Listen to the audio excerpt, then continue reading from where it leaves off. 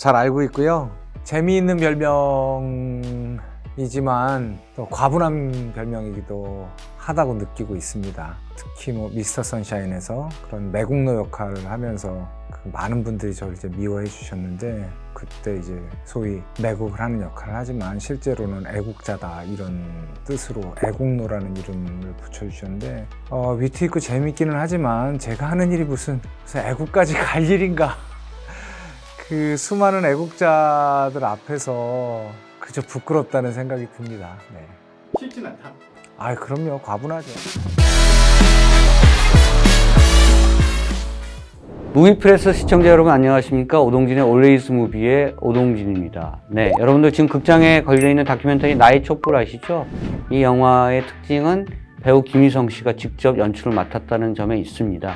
김희성 씨가 개념파 배우 이렇게 알려져 있고요. 정치적으로도 여러 가지 많은 생각을 하고 있는 그런 배우입니다. 나의 촛불은 지난 우리의 촛불 혁명에 대한 이야기를 담고 있고요. 아마도 지금 대선 시즌과 겹쳐져서 여러 가지 의미를 보여주고 있는 것 같습니다. 오늘은 특별히 김희성 씨를 스튜디오에 직접 모셔서 나의 촛불을 연출하게 된 배경 그리고 그 내용에 대해서 직접 이야기를 듣는 시간을 마련했습니다. 여러분들께서 직접 김희성 씨 얘기를 들어보시기 바랍니다.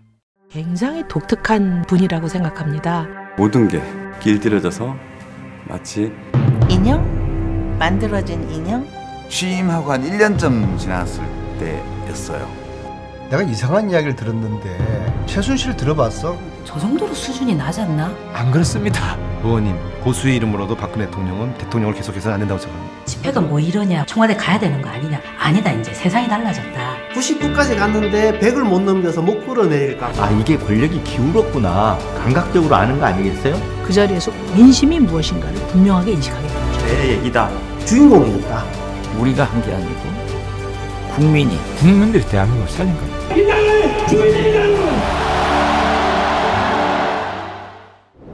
안녕하세요. 무비프레스 시청자 여러분 반갑습니다. 오늘 처음 인사드리는 영화배우이자 신인 감독 김의성입니다.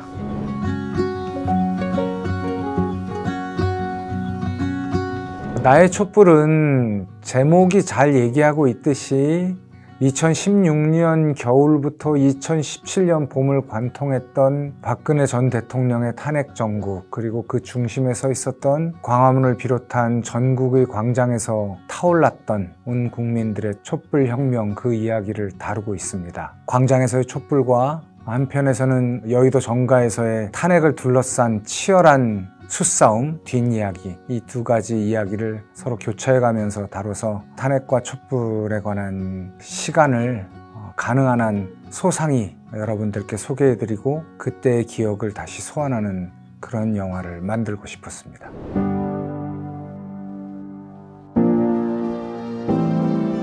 네, 감히 한국 영화 사상 최고의 멀티캐스팅이라고 자부하는 바입니다. 대선 후보들도 그때는 그분들이 대선 후보가 될 줄 몰랐지만 들어가 있고요. 인터뷰 대상에 추미애 전 법무부 장관, 김성태 전 의원, 하태경, 우상호, 너무 많죠. 헤아릴 수 없이 많습니다. 지금 현 국정원장이신 박지원 전 국민당 대표, 고영태 씨, 손석희 JTBC 사장, 윤석열 대선 후보, 당시 서울지검장이었지만 참 재밌는 면면들이 많죠. 저희가 가장 중요하게 생각하는 저희 영화의 최고의 스타는 역시 촛불을 들었던 시민들이 아닐까 생각합니다.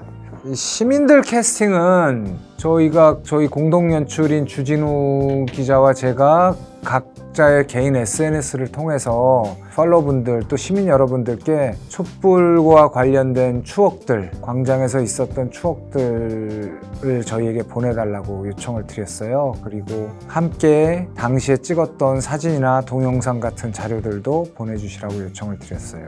굉장히 많은 분들이 사연과 자료들을 보내주셨고, 그 중에서 좀 독특한 그런 이야기를 가지고 계신 분들을 추려서 저희가 인터뷰 요청을 드렸고요.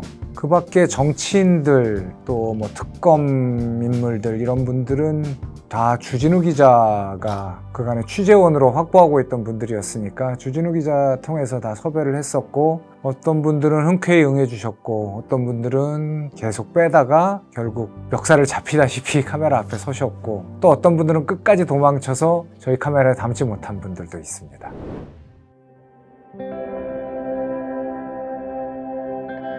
처음에는 그 부분을 심각하게 생각하지 않고 시작했어요. 처음 저희가 이 작품의 기획 의도는 촛불보다는 탄핵에 초점이 맞춰져 있었어요. 다른 인터뷰에서도 제가 몇 번 말씀을 드렸는데 2018년 여름쯤이었던 걸로 기억하는데 그때 제가 일본 여행을 갔을 땐가 아침에 눈 뜨고 TBS의 뉴스공장 프로그램을 아침에 습관적으로 들었는데 그때 좀 선명하게 기억이 납니다. 그때 우상호 의원이 나와서 탄핵과 관련된 그 당시에 여의도의 정치 비화들, 정치인들 간에 오고 갔던 이야기들, 뒷이야기들 이런 얘기들을 그 긴박하게 돌아가는 그런 상황들을 얘기를 해주는데 그게 너무 재밌더라고요. 이야, 다 안다고 했는데 제가 모르는 이야기도 많고 그래서 그때 제가 이제 주진우 기자랑 같이 MBC 스트레이트란 프로그램을 진행하고 서로 호흡도 잘 맞고 잘 지낼 때였으니까 주 기자한테 문자를 보냈어요. 야, 우상호 탄핵 얘기가 너무 재밌네. 우리 이걸로 뭐 만들어 보면 좋을 것 같지 않아? 그렇게 문자를 보냈더니 주 기자 답이 굉장히 재밌었어요. 형님, 추미애의 탄핵 이야기는 더 재밌습니다. 박지원의 탄핵 이야기는 더 재밌습니다. 김성태의 탄핵 이야기도 재밌습니다. 모두가 다 자기가 주인공이라고 생각하고 모두가 하나씩 이야기를 가지고 있습니다. 이러는 거예요. 그래서 이 사람들을 다 인터뷰할 수만 있다면, 그래서 각자 자기 시각에서 바라본 그 탄핵 국면, 그리고 어떻게 탄핵까지 올 수밖에 없었나, 어떻게 끝까지 누군가는 탄핵을 반대했는가, 그 당시 2018년에 느껴지는 탄핵에 대한 소회, 이런 것들을 좀 듣는 그런 다큐멘터리를 만들고 싶었어요. 그렇게 거창하게 영화로 만들겠다는 생각도 안 하고 어떻게든 기록을 좀 하고 싶다고 생각을 했는데, 그래서 인터뷰이들을 좀 추리고 자료들을 모으고 하다 보니까 그 이야기가 완성이 안 되는 거예요. 광장이 빠지니까.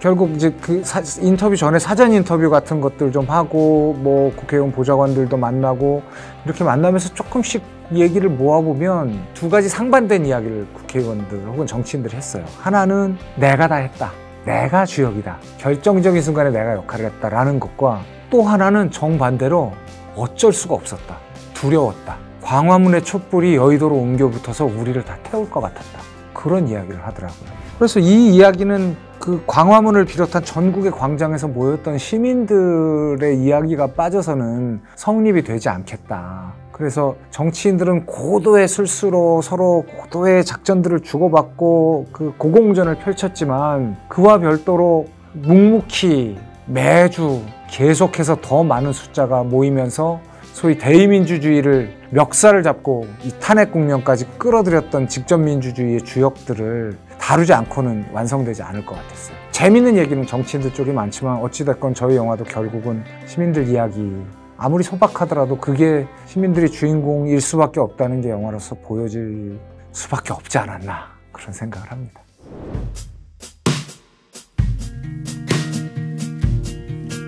우선 개봉 시기와 관련된 말씀을 드리자면, 영화를 만드는 사람이 이 영화로 돈을 벌겠다는 생각이 없다라면은 아마 100% 거짓말일 거예요. 그래서 저희는 이 영화를 만들어서 사실은 2020년 총선을 전후해서 이 영화를 상영하고 싶었어요. 총선 때문에 영향을 받아서 우리 영화도 좀 잘 되고 우리 영화도 총선에 영향을 미치고 싶다, 이런 두 마리 토끼를 다 잡고 싶었어요. 또 총선은 조금 굉장히 저희 영화로서는 유리한 시기라고 생각했던 것이, 전국 각 지역에서 다 개별적인 조직들이 막 움직이고 있잖아요. 그래서 그 조직들이 우리 영화를 좀 자꾸 초대하고, 그래서 그걸 상영하고 같이 봄으로 해서 뭔가 조직의 힘을 강하게 만들고 싶을 거다. 그러니까 우리는 전국을 다니면서 이 영화를 틀면서 좋은 영향도 끼치고 돈도 많이 벌자, 이렇게 생각을 했었는데, 역시 그 돈 벌겠다는 생각 때문에 막아 꼈는지 상영이 확정된 상영 날짜 보름 전부터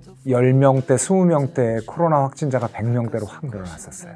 그때는 100명이 되게 무서운 숫자였거든요. 도저히 극장으로 사람을 오게 할 수 없는 그런 상황이어서, 그래서 눈물을 머금고 그 상영을 연기를 했죠. 만약에 저희가 그때 상영을 했으면, 그때 민주당이 180석을 획득했지 않습니까? 그러면 저희가 우리 나이 촛불 때문에 180석을 획득했다고 우길 수 있었는데 그 기회를 놓쳐서 좀 농담입니다.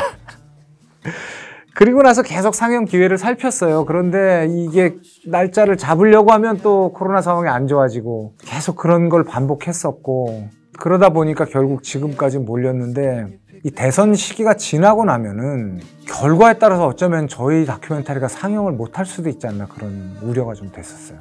어떻게든 2022년 대선 전에 틀어야 된다. 그러다 보니까 또 뭐 크리스마스 뭐 구정 블록버스터 시즌 빼고 대선 전으로 하다 보니까 이 시기가 돼버렸는데, 그러니까 뭐 사방에서 여러 가지로 말씀하시는 분들도 많아요. 이 영화가 대선을 노리고 특정 정당, 특정 후보의 당선을 위해서 기획된 영화가 아니냐. 그런데 어떤 분들은 이재명 후보 당선을 위해서 기획한 영화가 아니냐 하는 분도 계시고, 윤석열 후보 당선을 위해서 기획한 영화가 아니냐 얘기하시는 분들도 계세요. 뭐 이 시기에 영화를 개봉하고 그런 이야기를 듣는 것은 저희 영화의 운명이라고 생각합니다. 하지만 저희가 그렇게 치밀하게 3년 넘게 준비를 해서 그 당시에 기획 당시에 누가 대통령 후보가 될지도 모르는 상황에서 이런 기획을 해내고 대선 직전에 이걸 공개하기로 결정을 했었다면 저희가 그렇게 위대한 사람들일까요? 그만큼 머리가 좋지도 않고 예지력이 있지도 않고 돈이 넉넉하지도 않습니다.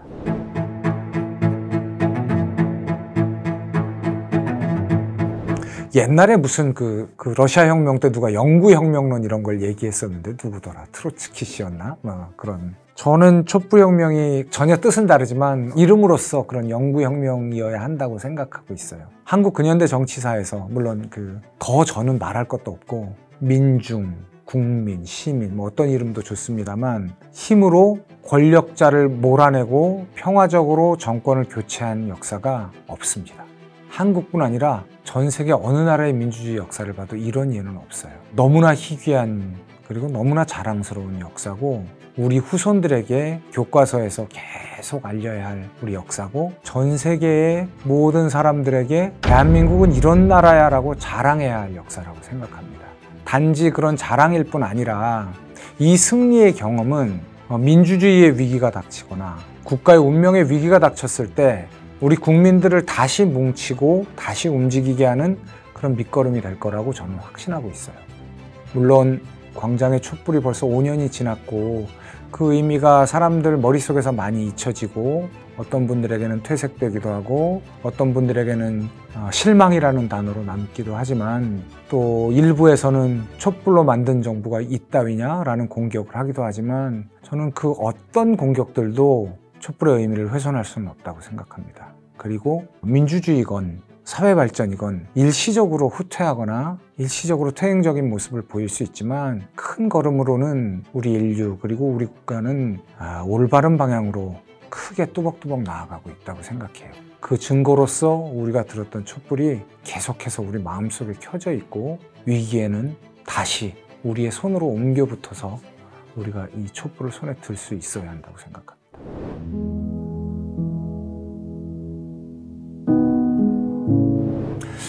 그게 참 올해 대선은 참 재밌는 대통령 선거라고 생각합니다. 이 할 얘기가 너무 많은데 좋은 점, 그다음에 이상한 점 이런 걸 좀 얘기를 해보고 싶은데요.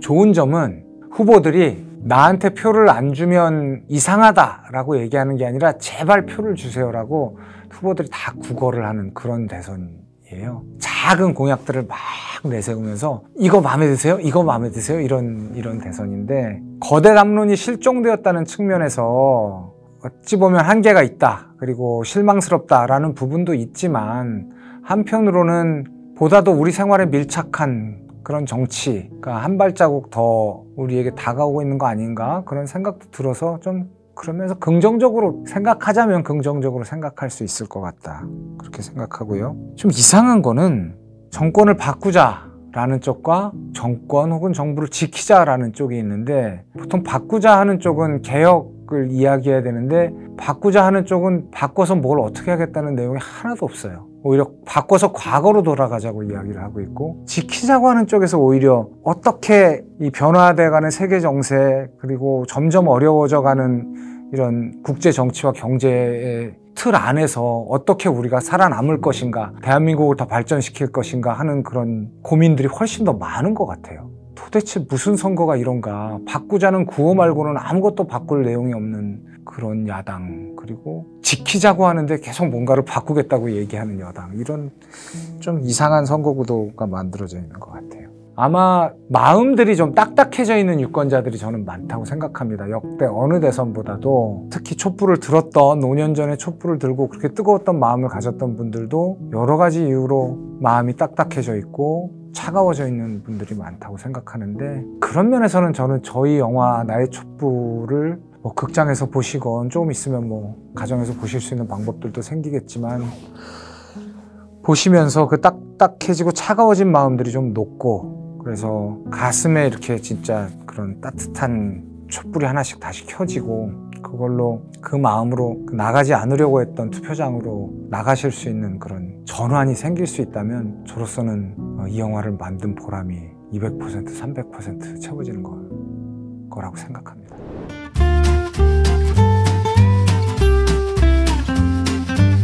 가장 마음에 드는 공약이요? 저는 그 탈모 관련된 약을 의료보험 처리해주겠다는 공약이 참 마음에 들었습니다. 저 자신도 지금 이제 머리숱이 많이 졌고요. 그래서 이것저것 뭐 모르겠어요. 그 약을 제가 쓸지 안 쓸지는 모르겠지만, 진정한 의미에서 정말 이렇게 개개인들이 이건 나를 위한 공약이야 라고 진짜 피부에 와닿게 느끼는, 아마 역사상 첫 공약이 아닐까 그런 생각이 듭니다. 모두에게 하는 공약은 아니지만요.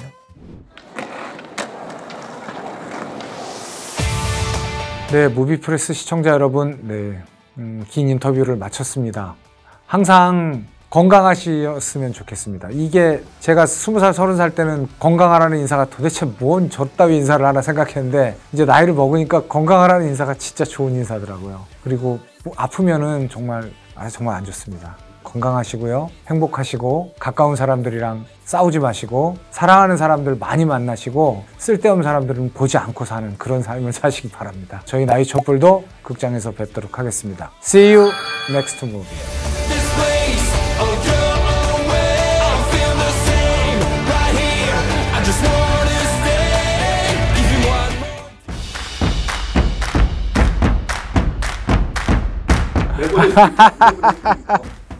잘 모르겠습니다. 저는 생각해요. 지금 사람들이 생각하는 그런 아닐 거라고 생각합니다.